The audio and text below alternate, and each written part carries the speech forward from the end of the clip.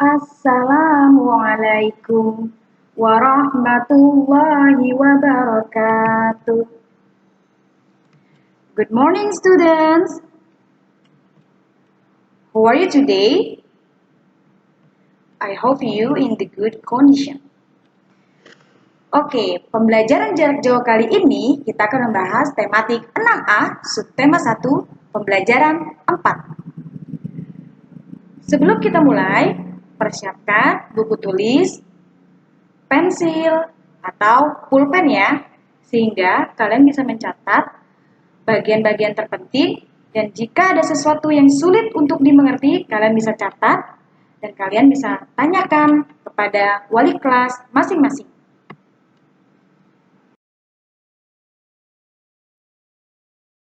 Oke, di pembelajaran 4, di pembelajaran 5, dan di pembelajaran 6, presented by your teacher, grade 6.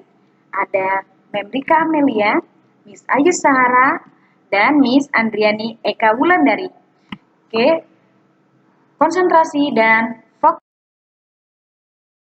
Baiklah anak-anak, di pembelajaran 4 ini, kita akan mempelajari tentang pengamalan sila ketiga. Apakah kalian masih ingat bunyi Pancasila yang ketiga? Oke, kita baca bersama-sama ya. Persatuan Indonesia. Nah, makna dari sila ketiga adalah walaupun masyarakat di Indonesia terdiri dari berbagai macam pulau, etnis, suku, bahasa daerah, agama, warna kulit, dan lain sebagainya, namun tetap wajib bagi kita mendapatkan persamaan kedudukan serta persamaan kesejahteraan di bawah naungan pemerintah.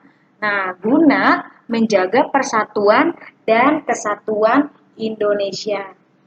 Nah, nilai persatuan Indonesia merupakan penyatuan tekad dan semangat untuk memperjuangkan kemajuan bangsa dalam keagamaan. Nah, nilai sila ketiga Pancasila diamalkan dalam beberapa contoh.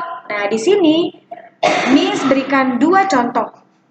Yang pertama, rela berkorban demi kepentingan bangsa dan negara. Contoh kedua, yaitu cinta tanah air. Nah, selanjutnya kalian bisa baca ya di buku kalian, tematik 6A halaman 29. Nah, selain itu, kita juga harus mengerti apa itu toleransi. Kalian bisa catat di buku kalian ya. Toleransi adalah sifat atau sikap toleran. Nah, misalnya ya, 2 kelompok yang berbeda kebudayaan saling berhubungan dengan penuh. Nah, sikap toleransi ini biasanya ditunjukkan untuk menghormati adanya perbedaan. Perbedaan apa? Perbedaan agama, perbedaan ras, perbedaan budaya pada setiap orang ataupun kelompok.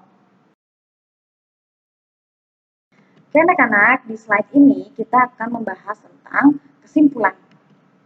Nah, di sini menentukan kesimpulan laporan. Apakah kalian tahu apa itu kesimpulan? Catat baik-baik ya.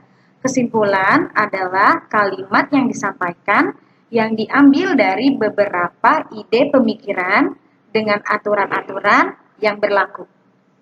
Nah, bisa juga dibilang kesimpulan ini merupakan sebuah gagasan yang tercapai pada akhir pembicaraan.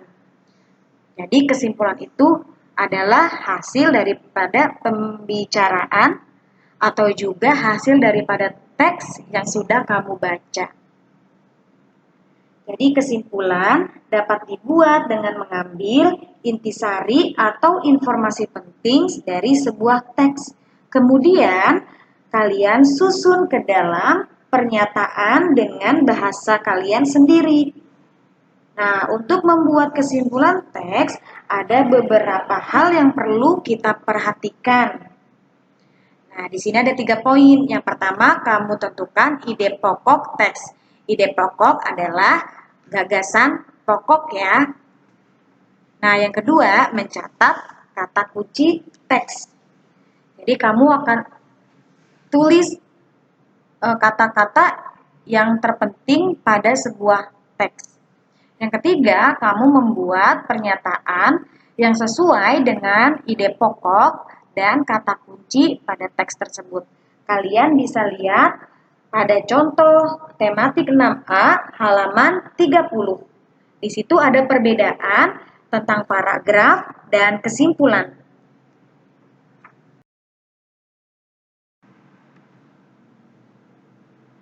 Selanjutnya, kita akan membahas pembelajaran 5. Pembelajaran 5 ini akan membahas tentang pemanfaatan kondisi geografis negara-negara Asia Tenggara. Nah, sebelumnya kalian tahu nggak sih kondisi geografis itu apa? Dicatat ya. Yang dimaksud kondisi geografis adalah sebuah keadaan di permukaan bumi dengan dilihat dari aspek letak, relief, iklim dan cuaca, jenis tanah, sumber daya, serta flora dan fauna. Nah, pada pemanfaatan kondisi geografis negara ASEAN, kita bahas yang pertama adalah negara Indonesia. Pada negara Indonesia, Indonesia memiliki dataran rendah yang luas dimanfaatkan sebagai lahan pertanian dan perkebunan.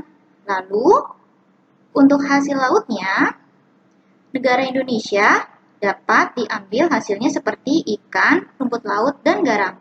Selanjutnya, Brunei Darussalam. Brunei Darussalam yang dapat dimanfaatkan adalah pertanian dan minyak bumi. Karena sebagian besar bentang alam Brunei menyimpan minyak bumi dan gas alam yang menyumbang 40% pendapatan negara. Filipina. Filipina yang dapat dimanfaatkan yaitu pertanian, perkebunan, dan pertambangan. Lalu Kamboja yang dapat dimanfaatkan pertanian dan perkebunan. Selanjutnya Laos. Karena Laos adalah negara yang paling kecil, maka pemanfaatan kondisi geografisnya hanya pertanian.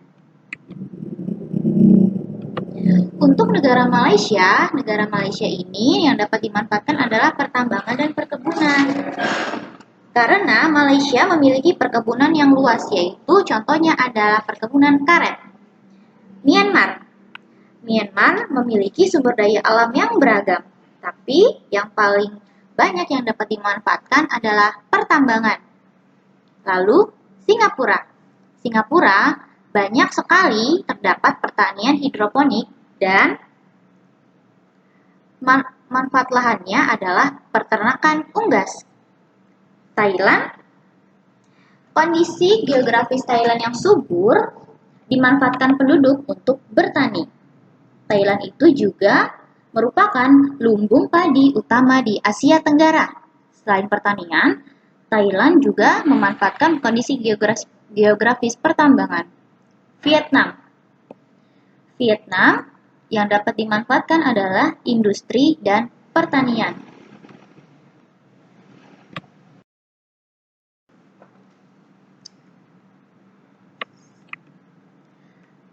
Teknik membuat patung dari bahan lunak.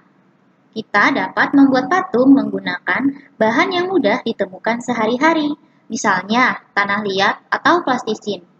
Proses pembuatan patung atau membentuk patung tanah liat dapat dilakukan dengan beberapa teknik, yaitu sebagai berikut.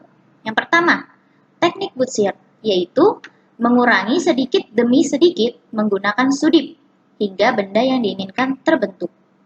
Teknik pijitan, yaitu menyusun lempengan tanah liat sesuai rancangan patung yang akan dibuat. Teknik lintingan, yaitu menyusun lintingan-lintingan kecil tanah liat. Yang terakhir adalah teknik putar. Teknik putar menggunakan alat putar ya. Sekarang kita memasuki pembelajaran 6, subtema 1. Yang pertama kita bahas di pembelajaran 6 yaitu tentang ciri kesimpulan teks yang baik. Pada pembelajaran sebelumnya, kamu telah mengetahui apa itu kesimpulan teks? Kesimpulan teks merupakan inti sari teks. Adapun ciri kesimpulan teks yang baik antara lain adalah sebagai berikut. Yang pertama, dibuat berdasarkan ide pokok dan kosakata penting teks. Yang kedua, berbentuk pernyataan yang berisi tanggapan. Yang ketiga, tidak melenceng dari isi teks secara keseluruhan. Dan yang keempat, menggunakan kalimat atau bahasa sendiri. Sekarang, kalian dapat membaca sebuah teks di halaman 39 yang berjudul Tanaman Kaya Protein. Setelah kalian membaca, kalian dapat menuliskan kesimpulan dari setiap paragraf pada teks tersebut ke dalam tabel yang telah ditentukan, yang terdapat pada halaman 40.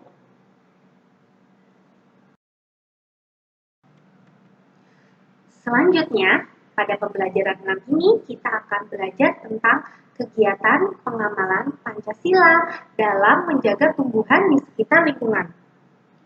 Oleh karena pentingnya tumbuhan bagi kehidupan, kita harus selalu menjaganya dengan baik. Selain dilakukan sendiri, kita dapat melakukannya dengan bekerja sama. Misalnya, bekerja sama dengan teman dalam merawat dan menjaga tumbuhan yang terdapat di lingkungan sekolah. Sikap tersebut sesuai dengan penerapan sila ketiga Pancasila. Tentunya kamu masih ingat dong bunyi sila ketiga Pancasila, yaitu berbunyi Persatuan Indonesia. Dan contoh pengamalan sila ketiga yaitu bekerja sama dengan teman dalam menjaga dan merawat tumbuhan di sekolah.